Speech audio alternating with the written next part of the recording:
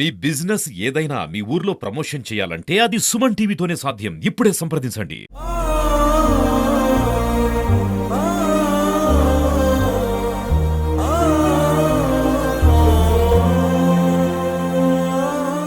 నమస్తే, welcome to Suman TV Warangal. నేను మీ స్వాతి బచ్చు. ప్రస్తుతం ఉన్న సిచ్యువేషన్స్లో అండి చాలా వరకు బెట్టింగ్ యాప్స్, లోన్ యాప్స్, అలాగే బ్యాంక్స్లలో లోన్స్ తీసుకున్న వాళ్ళు, సఫర్ అయిన వాళ్ళు, ఇంటిని మొత్తం ఏకంగా రోడ్డు మీద పడేసిన వాళ్ళు చాలామంది ఇప్పుడు ఈ మధ్యలో చాలామంది వెలుగులోకి వస్తున్నారు కదా. అయితే ఈరోజు వరంగల్లో ఒక సంఘటన జరిగిందండి. అంటే 2 రోజుల క్రితము కాశీబుగ్గలో నివాసం ఉంటున్న పర్లపల్లి శ్రీనివాస్ అనే వ్యక్తి, 37 ఏళ్ల వయసున్న వ్యక్తి, మేస్త్రి పని చేసుకుంటున్నాడు. చిన్న ఇల్లు ఉంది ఇక్కడ. సామాన్య కుటుంబము, 2 పిల్లలు, 5 ఏళ్ళు ఒక బాబు, సంవత్సరం పాటు ఉన్న ఒక బాబు ఉన్నాడు. అయితే వీళ్ళిద్దరి బాబులతో కలిసి ఇక్కడ కాపురం ఉంటున్న శ్రీనివాస్ గత కొద్ది రోజుల క్రితం, గత కొన్ని నెలల క్రితము ఇల్లు తాకట్టు పెట్టాడంట. పర్కాలలో ఒక ప్రముఖ బ్యాంకులో ఇల్లు తాకట్టు పెట్టి డబ్బులు తీసుకున్నాడంట. అయితే ఈ నెల కట్టే కిస్తులలో అటు ఇటు అయ్యి ఒక నెల కట్టకపోవడంతో ఇంటి దాకా వచ్చి దూషించడంతో అతనికి ఏం చేయాలో పాలుపోక చేసుకున్నాడంట. ఈ ఘటన అసలు కాశీబుగ్గను ఏకంగా మొత్తం కూడా కుదిపేసిందని చెప్పాలి. చిన్న పిల్లలు ఉన్నారు, వాళ్ళ కుటుంబం రోడ్డు మీద పడింది. ఒక్క రోజులో వాళ్ళ జీవితాలు మొత్తం కూడా ఆగంగా మారిపోయాయి. అయితే ఇక్కడ మనం వాళ్ళ ఇంటి దగ్గర ఉన్నాము. అసలు ఏం జరిగింది, అసలు దాని బిఫోరు ఆయన ఆ ప్రయత్నం ఎందుకు చేశాడు, ఆయనకి ఏమనిపించింది, వాళ్ళు ఏమన్నారు, ఇలాంటి డీటెయిల్స్ కొన్ని వాళ్ళ ద్వారా తెలుసుకునే ప్రయత్నం చేద్దాం. వాళ్ళు ముఖ్యంగా మనల్ని పిలవడం జరిగింది. చాలాసార్లు వాళ్ళు ఫోన్ చేశారు. యాక్చువల్గా మాకు న్యాయం కావాలి అని చెప్పేసి ఇక్కడే పోస్ట్ మార్టం దగ్గర కూడా వాళ్ళు పోలీసులను కలవడం జరిగిందంట. ఇప్పుడు వాళ్ళ ఇంటి దగ్గరకు వచ్చాము. మనము ఒక్కసారి తెలుసుకునే ప్రయత్నం చేద్దాము వారి మాటల్లో కూడా అసలు ఏం జరిగింది అనేది. ఏదేమైనా ఇలాంటి సంఘటనలు అయితే చాలా చాలా బాధేస్తాయి. కుటుంబం మొత్తం కూడా రోడ్డు మీద పడడము ఇలాంటివి అయితే ఎప్పుడు జరగొద్దనే కోరుకుంటున్నాం మనం కూడా. ఒకసారి లోపలికి వెళ్ళి చూద్దాం. అమ్మ నమస్తే, ఏం జరిగిందమ్మా అసలు? నా పేరు దీపిక, సీన్ వల్ల భార్య. మా ఆయన మేస్త్రి పని చేస్తాడు. ఇల్లు లోన్ తీసుకొని ఇల్లు కట్టుకున్నాం. 20 తారీఖు నుండి వాళ్ళు బ్యాంకు వాళ్ళు ఎట్లా పడతారని మమ్మల్ని వేధించడం వల్ల మా ఆయన బాగా బాధపడి మానసికంగా అట్లా చేసుకున్నాడు మేడం. ఏం చెప్పలే మాకు. ఎందుకు బాధపడతాను అంటే బ్యాంకులు ఎట్లా పడతారని అంటారు, తిడతాను అని బాధపడ్డాడు. ఒక కిస్తీకి మమ్మల్ని బాగా టార్చర్ పెట్టిళ్ళు మేడం. అంటే ఏ బ్యాంక్? అక్కడ పర్కాల్లో అన్నారు కదా, మీరు ఇక్కడ నుంచి అక్కడికి ఎందుకు వెళ్ళారు? మరి ఇక్కడ బ్యాంక్స్ ఉంటాయి కదా, అట్లా మీకు ఎవరు ఇచ్చారు అది రిఫరెన్స్? అది సతీష్ కుమార్ అని అన్న సలహా ఇచ్చిండు. ఆయన తీసుకుపోయిండు అక్కడికి. పెళ్ళి ఎన్ని ఏళ్ళు అవుతుంది? నా పెళ్ళై 10 సంవత్సరాలు అయింది. ఎందుకు అంత అప్పులు ఎందుకు అయినాయి మరి? ఇల్లు కుదబెట్టే ఇల్లు మంచిగా లేకుంటే ఇల్లు చేసుకుందాము, కొన్ని అప్పులు కట్టుకుందామని. అప్పు అంటే ఇవ్వమన్నారు, ఇల్లు కోసం అంటే ఇస్తామంటే రిజిస్టర్ పేపర్లో అలా పెట్టవలసి వచ్చింది బ్యాంకులో. ఇచ్చేటప్పుడు ఇచ్చులు కానీ ఇక కట్టకుంటే బాగా వేధించలు మేడం మమ్మల్ని. అంటే నెల కట్టేది ఉండేనా మీకు? నెల కట్టే, నెలకు 16,000 కట్టేది. ఈ ఒక్క నెలనే ఈఎంఐ ఆగింది. ఈ ఒక్క నెలకే ఇంటికి వచ్చి టార్చర్ పెట్టిళ్ళు మా ఆయనను బాగా. ఒక్క నెలకు వాళ్ళు ఇక్కడ దాకా వచ్చినారా? వచ్చిళ్ళు మేడం, బ్యాంకు నుండి 2 వచ్చిళ్ళు. అంటే మీరు ఆ టైంలో ఉన్నారా? వాళ్ళు నేను లేను, నేను పని పోయినా. సాయంకాలం వచ్చినాక బ్యాంకు వాళ్ళు వచ్చిళ్ళు, తిట్టిళ్ళు నన్ను అని మస్తు బాధపడ్డాడు. మీరు ఏదైనా కంప్లైంట్ ఇస్తాము అనేది ఏమనుకోలేదా మరి? మీకు మీరు ధైర్యం చెప్పుకోలేదు? నేనేమన్నా ఈ నెల కాకుంటే వచ్చే నెల కడదామంటే వాళ్ళు అసలే ఊరుకోరాట. ఎట్లయినా రేపటి వరకు కట్టాలని నా సెల్లుతో 24 గంటలు ఫోన్ చేసేది. 20 తారీఖు నుండి 27 తారీఖు దాకా నాన్ స్టాప్ చేస్తూనే ఉండే. మేము ఇచ్చినప్పుడు మీరు కట్టరా, ఎందుకు కట్టరు, దేనికి కట్టరు, ఎందుకు తీసుకున్నారు, జాతకాలు అని వాళ్ళు ఇట్లా పట్ల అట్నే తిట్టిళ్ళు మేడం అవులను. నాతో బాగానే మాట్లాడండి. అక్కడ బ్యాంక్ సంబంధించిన వాళ్ళు ఎవరైనా నెంబర్స్ ఉన్నాయా మీ దగ్గర? ఒకసారి కాల్ చేసి ఇవ్వరా? మీరు ఇప్పుడు ఇక్కడ ఉండడం అంటే ఎన్ని ఏళ్ళ నుంచి ఇక్కడ ఉంటున్నారు? 10 సంవత్సరాలు అయింది. 10 years నుంచి ఇన్ని ఉంటారు. వాళ్ళు అన్నీ ఎంక్వైరీ చేసుకుని ఇస్తారు కదా లోన్ అనేది ముందుగా. అయితే ఒక్క నెలకి వాళ్ళు మరి అంత ప్రొసీడ్ అవ్వడం ఏంటి? మీరు కూడా అంటే మీరు ఏం ధైర్యం చెప్పలేదా మీతో షేర్ చేసుకున్నప్పుడు మీ ఆయన? ఈ నెల కాకుంటే వచ్చే నెల కడదాం తీ అంటే వాళ్ళు మాట అంటారు. నాకు మస్తు బాధ అనిపిస్తుంది అని అంటే, బాధపడకు, వచ్చే నెల అయినా ఎట్లయినా కడదాం తీ అని అంటే, ఇల్లుకు తాళం పెడతాం, ఎందుకు తీసుకున్నావు అని ఎట్లా పడితే అట్నే మాట్లాడేళ్ళు. నువ్వు లేవు, నువ్వు పనికి పోయినావు అని అన్నాడు. ఆ రోజు నేను పనికి పోయినా, ఆ రోజు ఇంటికన్నా ఉన్నాడు ఆయన. డబ్బులు ఏడగాలేదు. ఈ ఒక్క నెలనే ఈఎంఐ ఆగింది. ఒక్క నెలకి ఇంత టార్చర్ పెట్టిళ్ళు మా. ఎంతమంది పిల్లలు? నాకు 2 కొడుకులు, 2 అబ్బాయిలు. చిన్న ఆయన 18 ఏళ్ళాడు, పెద్ద ఆయన 5 సంవత్సరాలు.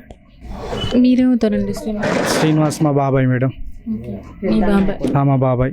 మీరు ఇక్కడే ఉంటారా? ఇక్కడే ఉంటాం మేడం. ఓకే. మీకు తెలిసినంత వరకు అసలు ఏం జరిగింది ఆయన ఎప్పుడైనా మీతో షేర్ చేసుకున్నారు?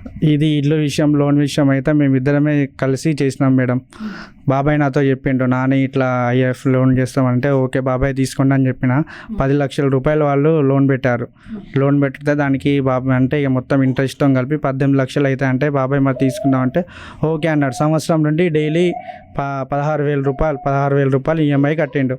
ప్రతి నెల 16,000 రూపాయలు బ్యాంకులో వేసిండు. 3-4 నెలల నుండి ఇంకా కొంచెం లేట్ అవుతారా. లేట్ అంటే ఎన్ని రోజులు లేట్ అవుతుంది? ఒకటే రోజు, 1 రోజు 2 రోజులు వాళ్ళు వేసినా కూడా హాలిడేస్ రావడం ద్వారా వాళ్ళు తీసుకుంటలేరు, కట్ అయిపోతలేవు. కట్ కాకపోతే ఎట్లా అని మళ్ళీ వేసినాక కూడా వాళ్ళు తీసుకుంటలేరు. తీసుకోక డైరెక్ట్ ఇంటికి వచ్చి బాబాయ్ని ఇబ్బంది పెట్టిల్లట. నువ్వు చేతగాడు, నువ్వు ఎట్లా తీసుకుంటావు, నువ్వు తీసుకుంటే అప్పుడు ఇలా నీ తల తాకట్టు పెట్టాను తేవాలి, లేకుంటే నీ ఇల్లు సీజ్ చేస్తాం, నీ వాడలు ఇజ్జత్ పోతుంది, నువ్వేమన్నా చేశాను పైసలు కట్టాలి అని అంటే సార్ నేను సాయంత్రం వరకు కట్టుతా అని చెప్పేసి వాళ్ళు పోయిల్లట. కథం తెల్లారే ఇట్లా ఎవరికి. మరి మీరు పోలీసులకి ఏమన్నా ఫిర్యాదు చేయడం జరిగింది బ్యాంకుకి సంబంధించిన వాళ్ళ మీద కానీ ఇంటికి వచ్చిన వాళ్ళ మీద కానీ?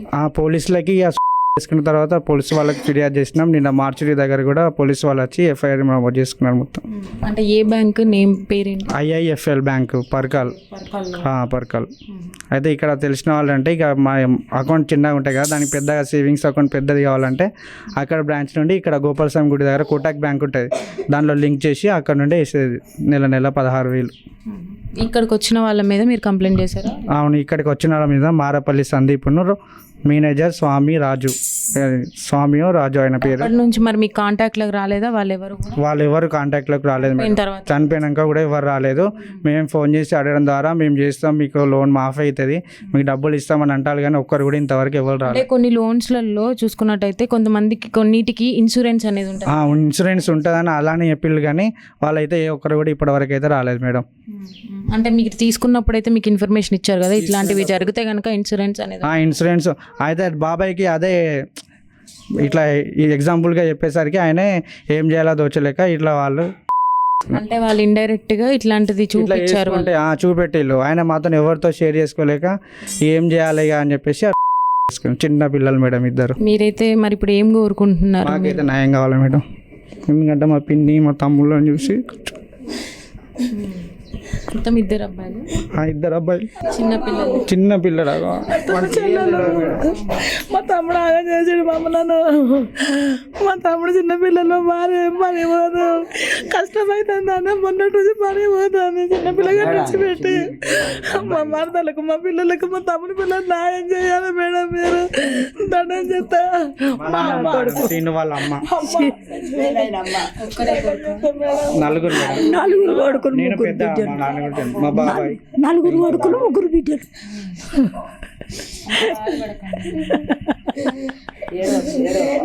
జరిగిందైతే మార్చలేం, కానీ మన వంతుగా మనం ఏదైనా ప్రయత్నిద్దాము. పిల్లల వంతుగా ప్లీజ్ పిల్లల వంతుగా ఏమన్నా వాళ్ళకి న్యాయం చెయ్యాలమ్మా మేడం. బాధ్యలు చిన్న పిల్లలు కదా, పాలు దిగుతాడు బాబు.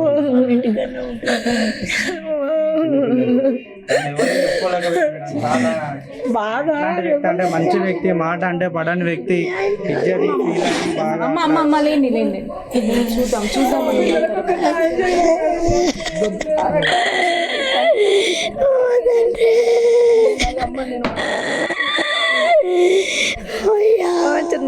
అమ్మా ప్లీజ్ అమ్మా వద్దమ్మా. ఇంట్లో కూడా వేసుకోలేదు. అయితే శ్రీనివాస్ ఇంట్లో ఉన్నప్పుడు వాళ్ళు వచ్చిపోయిన తర్వాత తనకి అట్లా అనిపించిందంట, కనీసం నేను ఉండకపోతేనన్నా వాళ్ళకి డబ్బులు వస్తాయి అనుకున్నారు, అంటే లోన్ క్లియర్ అయిపోతుంది అనుకున్నారు. మెట్ల పైన సలాకులు ఉంటాయంట, సలాకులకి ఉరి వేసుకొని జరిపారంట, చీరతో ఉరేసుకున్నారంట. ఆల్రెడీ ఇది కన్స్ట్రక్షన్లోనే ఉంది కదా, ఆగిపోయిందేమో. అరే ఇక్కడ స్లాబ్కి ఇక్కడ సలాకులు ఉన్నాయి, ఆ సలాకులకి ఆయన చీర వేసుకున్నాడంట. లోపల కూడా కాదు, బయట. బా అవి స్ట్రాంగ్ ఉండడం వల్ల చీర వేసి అక్కడ ఊరేసుకున్నాడంట. చిన్న పిల్లలు ఉన్నారు.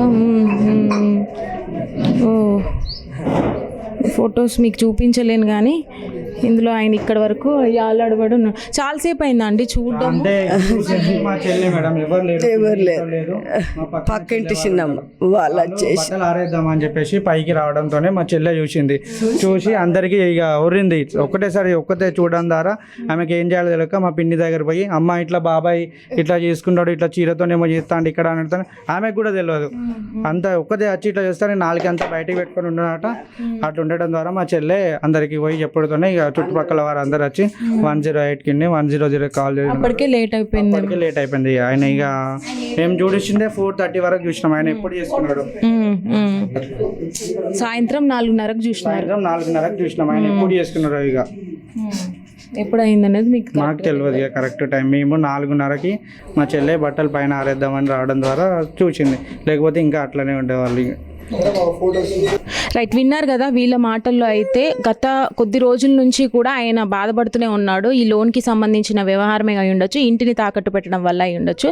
అయితే వీళ్ళతో షేర్ చేసుకున్నంత వరకు వాళ్ళు వచ్చి ఇలా మాట్లాడడం వల్ల, దూషించడం వల్ల ఆయనకు ఒక ఐడియా రేజ్ అయ్యింది. ఒకవేళ కనుక నేను లేకపోతే వాళ్ళకి ఈ లోన్ అనేది కూడా ఉండదు కదా అన్నట్టుగా దృష్టితో ఆయన ఒక ఆలోచించి అలా జరిగిందంట. ఏదేమైనా ఈ మధ్య కాలంలో ఈ జరుగుతున్న బెట్టింగ్ యాప్సే కావచ్చు, బ్యాంక్స్కి ఇష్యూసే కావచ్చు, వాళ్ళ ప్రాణాల మీద దాకా వస్తున్నాయి, కుటుంబాలు రోడ్డు మీద పడుతున్నాయి. ఇప్పుడు చూసుకోవచ్చు, చిన్న పిల్లలు ఉన్నారు ఇద్దరు. బ్యాంక్ వాళ్ళు కూడా దయచేసి కొంచెం ఆలోచించండి. మీరు మాట్లాడే ప్రతి పదం కూడా వాళ్ళ వెనకాల వాళ్ళు ప్రతి బాధని వాళ్ళు బాధపడే అక్కడ దాకా తీసుకొస్తారు. బ్యాంకు వరకు ఏదైనా లోన్స్కి సంబంధించిన కానీ ఇంటిని తాకట్టు పెట్టారంటేనే వాళ్ళు ఎంతవరకు పీకల లోతుల్లో ఉన్నారనేది అర్థం చేసుకొని ఒక ప్రాసెస్ ప్రకారం వెళ్తే బాగుంటుంది. మరీ దూషించడం కూడా అది కరెక్ట్ కాదు. యాక్చువల్గా వీళ్ళకి ఇప్పుడు ఇద్దరు చిన్నపిల్లలు ఉన్నారు, వాళ్ళకి న్యాయం జరగాలి. వాళ్ళు గనక ఖచ్చితంగా ఈఎంఐని పాటిస్తున్నాము అని అయితే వీళ్ళు అంటున్నారు. ప్రతి నెల కొంచెం అటో ఇటో కడుతున్నాం అనేది అయితే అంటున్నారు. ఇట్లాంటి వాళ్ళ మీద మాత్రం చర్యలు తీసుకోవాలి. మానసికంగా దూషించడం అనేది అయితే చాలా తప్పు. మరి చూడాలి, వేచి చూడాల్సిందే. పోలీసులు ఇన్వెస్టిగేషన్ అయితే జరుగుతుంది. బ్యాంక్ మీద కానీ బ్యాంక్ మేనేజర్ల మీద కానీ తెలియాల్సి ఉంది నిజాలు.